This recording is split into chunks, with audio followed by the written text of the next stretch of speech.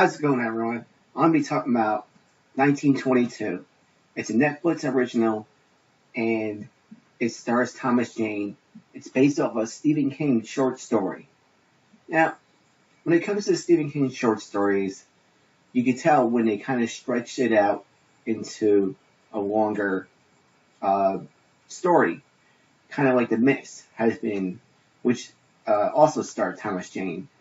And that was stretched out into a movie that was stretched out into a TV series. Wasn't crazy about the TV series, but let's talk about 1922. Now, this is set in, of course, 1922. Stephen King has a tendency to sort of trek back to early times in America, kind of like in Shawshank Redemption and The Green Mile, and those were like the 1950s, 1940s. This is 1922, the Great Depression time, and it has that sort of depressed feeling to it. It's like this depressed sort of like early times America. All the buildings are kind of run down. That's one thing I liked about this series, not the series, this movie. Uh, Everything looks legitimate 1920s. The cars, the setting, the way people talk, they're very Southern, and it's just very like you could buy that you're watching a movie from that time period. And Thomas Jane was awesome in this, like just the way you believe he's from he's like someone from that time period, and he's a good actor. He just kind of gets underutilized. Um, he's been doing a lot of direct-to-video stuff. I wouldn't call this direct-to-video. Netflix is kind of getting very popular with their originals. And this is what I would consider like a crime, supernatural crime thriller. It's a horror, but it's not like it's more of one of those stories that Stephen King would do to immerse you in the time and the atmosphere and get your mind in all the bad that's going on to Thomas Jane's character. But here's what happens.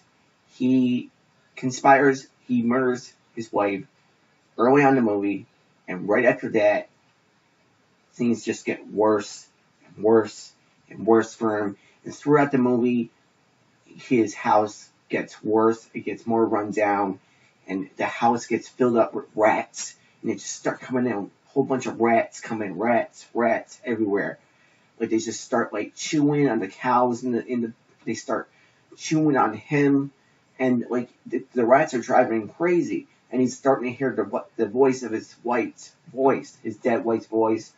Um, all the while he's feuding with his son who was there when he did the deed, and he just he hates his father for that, but like he convinced them it was the right thing to do, but it really wasn't. And you just see his guilty conscience get, the more guilt builds inside him, the more run down the farm gets. And the wife was played by Molly Parker. I've seen her around. I've seen her in things. The director was Zach Hilditch. Hilditch. I don't know what he's done. Zach Hilditch. Wonderfully shot. Just everything very atmospheric. Very. It's a slow burner. It's very like the visuals were very like you would feel like you were in the 1920s when you're watching this. It's hard. It's a hard feat to not make it seem like you're watching something where they bought the props and they bought the cars. And once you get that stage setting, you really start to feel the movie feel, and it takes you out of that element. I never got that once in this. It just felt really good. Very pristine, very, like I said, atmospheric. And there was no real, like shot scares. It wasn't like, none of those, like, but it was more of like a doom and gloom movie that it slowly turns up that doom and gloom as the movie goes through to like just like it all takes place in the year 1922, and it's just horrible year for Thomas Jane's character because it's karma. It's coming back to him. What he did was wrong, and it's all coming back to him. Like the the town sheriff suspects something's weird with him, and there's the banks want to buy him out, and Tom, you got leave it to Tom Jane to carry the whole doom and gloom, and I give him a lot of props for being an awesome actor and just making you want to watch this. Not a good character, but you don't exactly feel bad for him. You kind of want to see him. You kind of want to see him have a shitty life because what he did was wrong. So you're like, yep, you deserve this. So everything that like there's a scene where he gets his hand cut off, his hand starts rotting up from the rat bites. So you kind of feel like, yeah, and like his son takes off with this 15-year-old girl that he met and impregnate her, and like they go on this robbing spree, and they become like Bonnie and Clyde.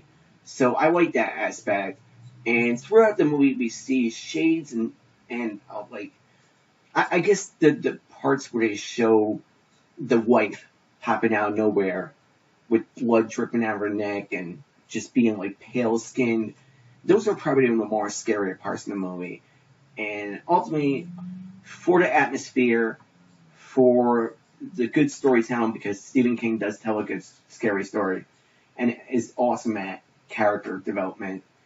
I mean, he's good at like putting a lot of depth into characters, and for that, I give this movie definitely a B. Not a plus, not a minus, just a B for being pretty good.